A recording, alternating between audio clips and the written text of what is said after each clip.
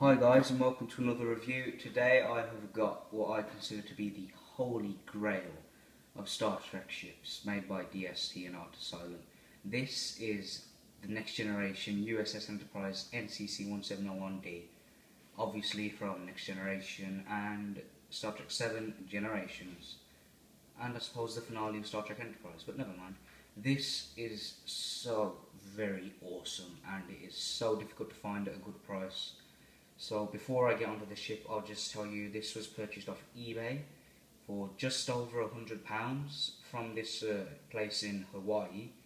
They have quite a few in stock actually, but they're all sold or marketed, I suppose, as ships with dented packaging.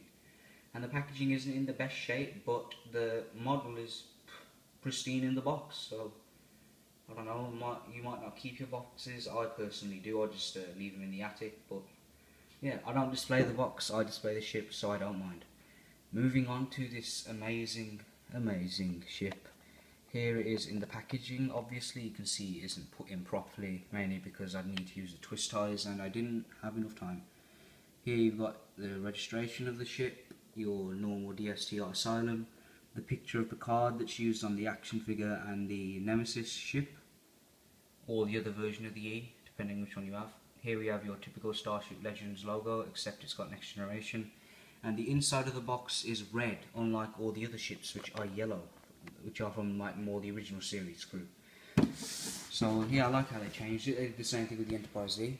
On this side here, we've got this U.S.S. Enterprise, NCC 1701D, Electronic Starship. And this really isn't accurate because the weapons don't light up, which is kind of odd.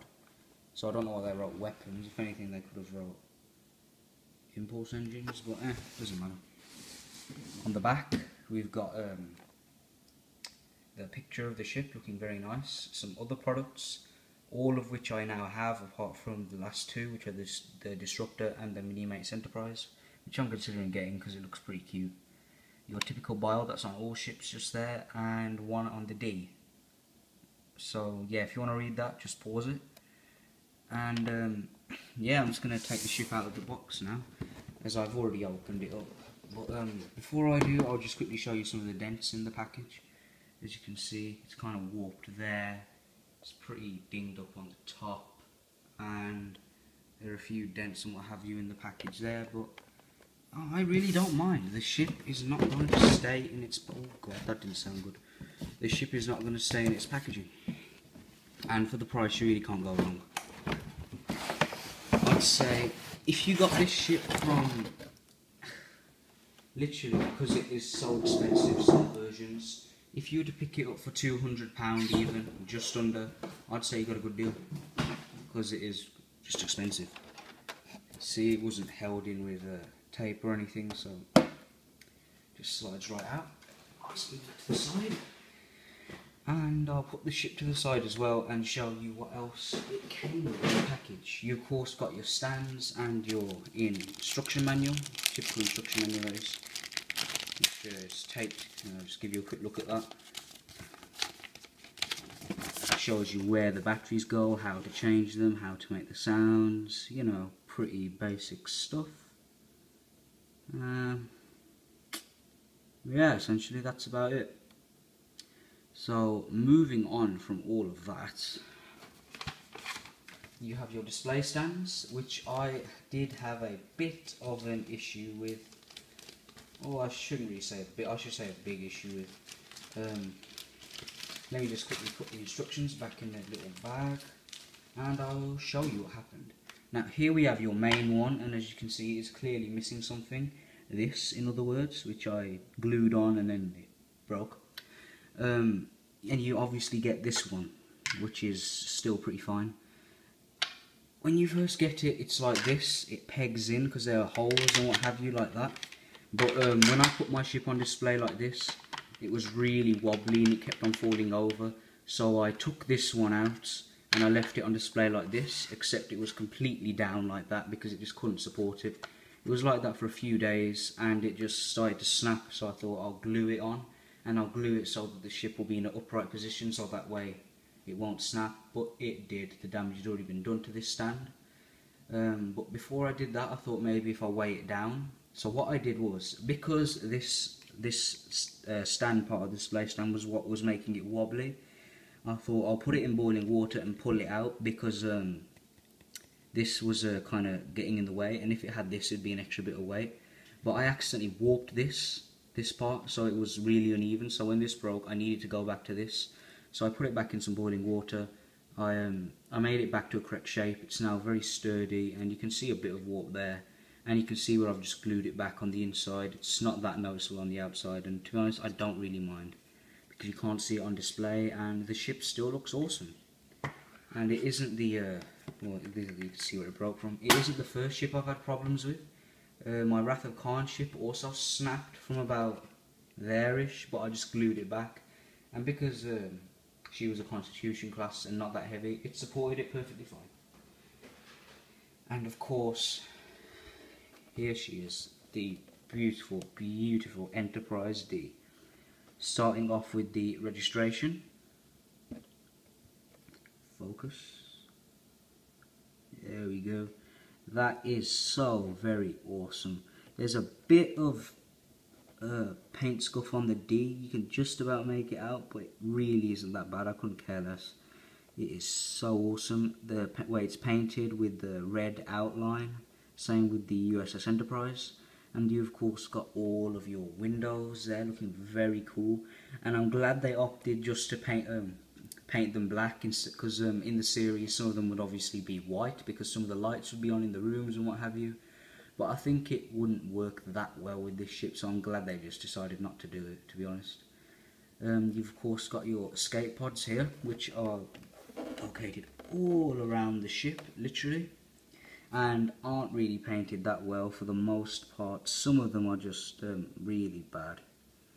A good example would be over here, actually. You can see there, you can blatantly see it goes over, but it's a bit annoying, but it is a mass-produced toy, so I really can't complain that much. You've got your bridge here, and the paint isn't that good on the bridge either, up until the point where when you press it and the lights come on, it does shine through a bit. But once again, it isn't that big of a deal. If I wanted to, I could just go over this with a bit of grey paint and fix it, but it really doesn't bother me that much, so I'm not going to do it. You've got your shuttlecraft docking bay here, which looks pretty cool. And this is also where the 3 LR44 batteries would go. You would put your thumb here, slide this down, unscrew it, turn it, put your 3 LR44 batteries in, and turn it on, because there's another switch here, and that is what's used for the saucer section when separated. So that's pretty cool. You've got Enterprise written there, NCC 1701D, no, just 1701D, sorry. And these lights, they would light up in the series sometimes, and I don't mind that they don't light up, really. I mean, it's not like one of those polar light things or whatever they're called. It's just for your average collector, so I don't mind. Here we have your phaser lines, which look very nice. Much nicer than the Nemesis ones, as they were just black, but because these are wider, they've put nice detail on it, and it looks really good. You've got more phaser lines here and here, so these could be used when separated, separating the saucer section. So that's cool. On the back here, we have got 3 impulse engines. 1, 2, 3, and they all light up. There's a bit of light bleed here because the paint isn't that thick. Once again, easy fix, but it doesn't bother me. You've got windows all along there, which look cool. Nice red line running down here. More phaser lines, Enterprise, Starfleet logo, and Starfleet logo here with more red lines, a bit of yellow there. And what I like about this nacelle is, even when it isn't turned on, the lights, the translucent plastic is blue. Something I wish they did with the Enterprise B, because it looks a bit odd, I think. But yeah, that looks awesome. We got NCC 1701D there. We've got more phaser lines here. Turning it upside down, we've got another Starfleet logo. You've got a phaser line here. Some more escape pods. Oh, I can't remember if I mentioned these phaser lines. And of course, here we have your main deflector, which looks really cool. The paint on there is very nice. It's also sculpted as well, this section here, which looks very cool. And here we have your, well, where they'd fire the photon torpedoes from, or probes. It's not perfectly centered, but another thing that could be a very simple fix, but doesn't bother me, so I'm not going to do it. Now, on the original release, they didn't have windows on the neck of the ship or something like that. I really don't know. I haven't seen a review of the original one, so I can't be too detailed on that. All I know is this version actually has windows, and that is very cool. So yeah, the bottom of the saucer section just simply has NCC 1701D, another phaser line just going there, more windows and more escape pods, which are painted. These escape pods are painted much better than the ones on the top, as you can see there. It's pretty crisp. You do get the occasional muck up, like, I don't know, there, but you know, once again, it's a mass-produced toy. Well, technically I think it's a model personally. So yeah, that's all that. Here we have what I believe are called sensor lines. I could be wrong, but focus, there we go. But they still look very nicely detailed, and yeah, it's pretty cool. This ship's also quite heavy as well. My arm's actually starting to hurt. I'm going to put it on the display stand. And actually, before I show you that, I'll show you where the display ports are. You can put one there, there, and there. If you were to separate it, you could put one there, or one there. And if you're only going to use one, DST give you the option to get these little plug things that you put in the holes to make them look less obvious, I suppose. So it looks similar to this, what you've got on the bottom of the nacelle, I suppose, or there, just there. But it doesn't bother me, in my opinion. It kind of defeats the purpose of the display stand holes, so I really don't mind. And before I get onto that, this ship has this as well, as you can see here, like a raised section there, there, and there also. My Enterprise B has two on the bottom, I think. What they're for, I don't know. If you do know, comment down below. Tell me. I would like to know. Putting her on the display stand. Just bear with me 1 second. There we go.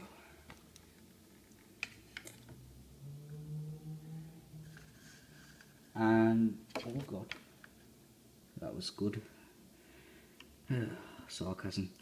As you can see, it is a little bit loose, but for the most part holds on very well, I think, and I'm happy about that.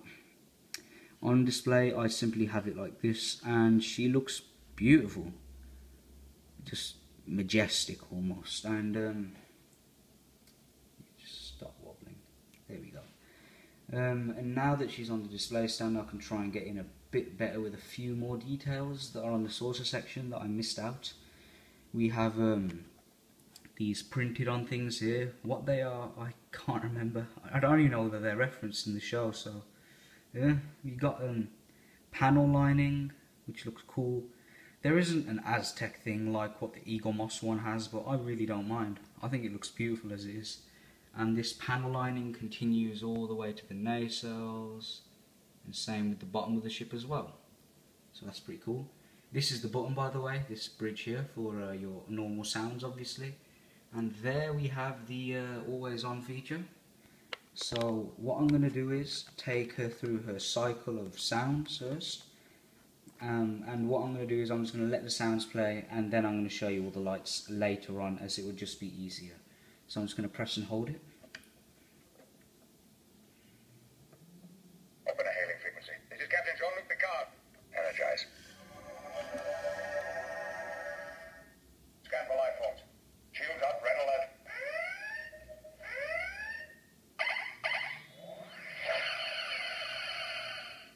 Make it so.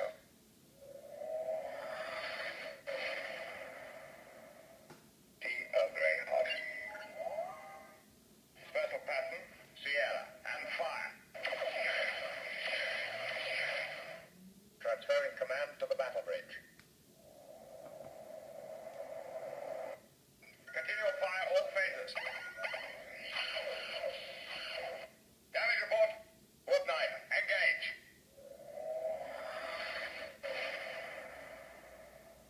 Let's make sure history never forgets the name Enterprise. So they are the sounds it plays, and I have a small problem, which is the problem I have with literally all of my other ships, and that is most of them only have one actor, well, one person that they've taken from the show and used their voice. Like this only has Patrick Stewart as Jean-Luc Picard. The original series Enterprise only has Kirk, and same with the Wrath of Khan Enterprise, whereas my Enterprise B has John Harriman and Kirk. The Klingon Bird of Prey only has General Chang, and the E only has Picard as well.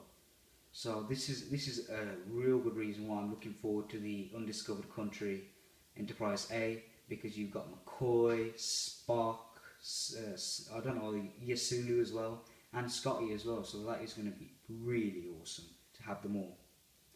So that's just a little nitpick, but yeah, you have your always on feature as well. Let's move it to this side. You didn't get a chance to look at the impulse engines from the angle I had it at, but I'll show you them now.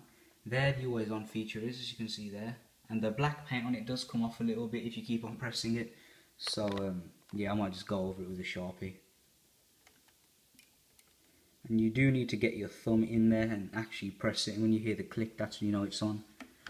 As you can see, the nacelles just look fantastic, which keeps on falling for some reason now. I might weigh the stand down somehow, like fill it with filler or something on the bottom. But yeah, normally she's fine on the display stand. That looks really cool. In fact, I'll just take her off now, it'll be easier. It's easy to show you the sounds. There we go, that is extremely cool, as you can see there.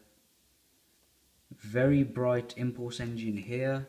These ones are also bright, and you can't really make out the light bleed here, but it does a little bit, and it really isn't that big of a deal.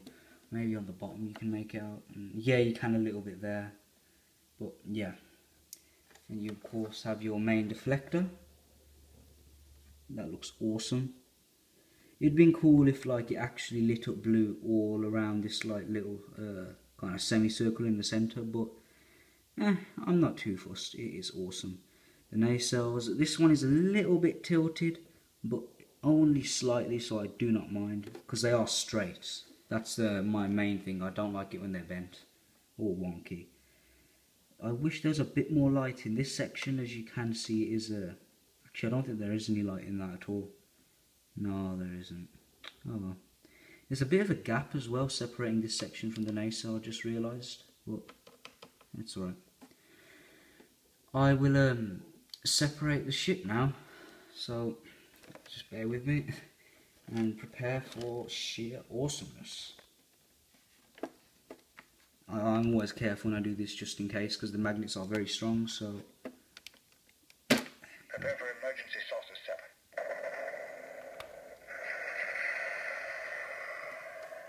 As you can see, the battle bridge is still lighting up due to the 3 AAA batteries which are installed in the bottom.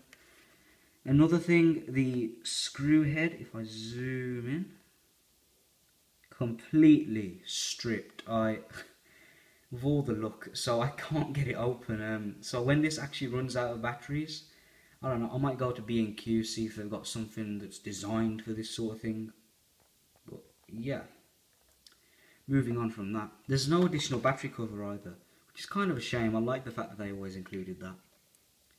As you can see, it's still lit up, and this has no sounds, just lights, and you can turn it off and on. Yeah, that's pretty cool.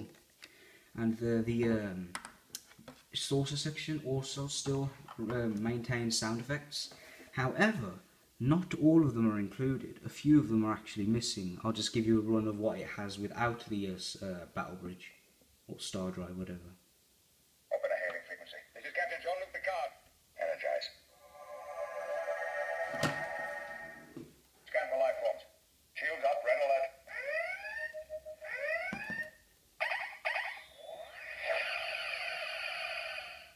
Make it so. T. Earl Grey hot.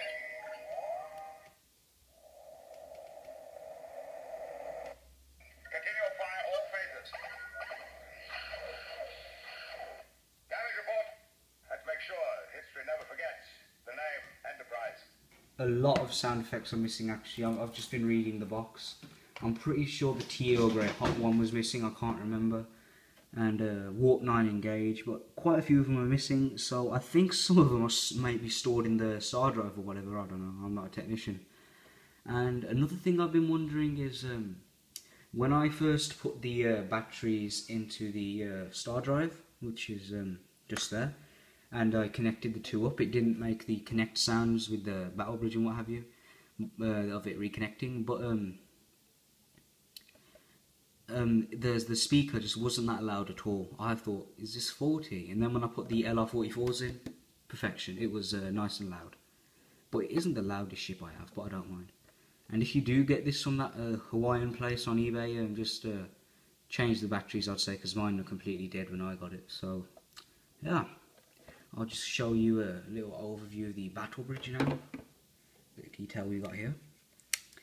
As you can see, that's pretty cool. You got Enterprise, got some more escape pods, the phaser lines which would be used here, another nice big phaser line here, some connector ports here which would connect to the bottom part of the Enterprise, which I'll show you now. So this is very cool, and this is where all the weight is in the ship. The saucer section isn't really that heavy at all. I'd say the saucer section on its own weighs roughly the same as your Constitution class original series Enterprise. Here you got a bit of copyright crap, but I don't mind because you can't really see it. I'm not going to have it on display separated, and yeah. Here you have the Enterprise NCC 1701D, the connector pins, and here we have like where it would dock and what have you, which isn't lined up perfectly with the sculpt, the paint, but once again I do not mind. So now I will connect the ship together, William T. Riker style, manually. But before I do that, actually, I'll give you a little, as you can see, this section here of the battle bridge, or star drive as I'll call it, here was really loose, and whenever I disconnect it, it looked like it was going to snap. But I've glued it down now, it looks pretty stable, and yeah, I just keep my thumb pressed down on this part whenever I separate it, and yeah, it hasn't done any wrong since, so hopefully that'll stay like that. Also, I had to glue this back section down here. You can see there's a line, and you can see a bit of glue there. It didn't work out as well on the right side, but for now it's perfectly fine, and I don't mind. Back to my point, I'm going to connect the ship William T. Riker style.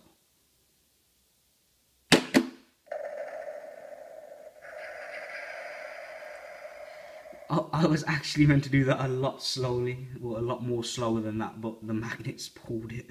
The magnets really are that strong. God. One thing I wish they did include in this was an always-on feature for the saucer section when it was separated, as the red light wouldn't come on. And it would also be pretty cool if that red light blinked. So what else can I say? She is absolutely gorgeous. I love this ship to pieces. I'd highly recommend you pick it up, and as far as a rating goes, I'm a bit disappointed with the stand, and I did email, well not email, you can post stuff on DST's website. I asked them if they're ever planning on releasing stands separately, because some of their stands just don't cut it really. They haven't said anything back, so who knows, we might get them, we might not. Minus the stand issue I had, now it's working perfectly fine, and a bit of paint issue. I still love her to absolute pieces. Worth over £100, and quite frankly, if I had no other choice, I would have paid £250 because I really wanted to get this ship. I love the design, I love Next Generation, and yeah, I would give it a 9.5 out of 10. And even then, that's a bit biased, but it's mainly because I am taking into account the paint issues and what have you. And I can just give you a quick look at the bridge now. You can see where the paint kind of seeps through. But once again, that really isn't that bad. And yeah, I can't say enough good things about the ship. I absolutely love it. She is a beaut. Anyway, I hope you've enjoyed my review. Stay tuned for when I get my Enterprise A. I might pre-order it actually. I really want to get that ship, and who knows, I might even get the NCC 2000 Excelsior, because they have one in my local Forbidden Planet, and I'm still debating over whether to get it or not due to space for displaying. So you might see that review soon. Anyway, take care guys.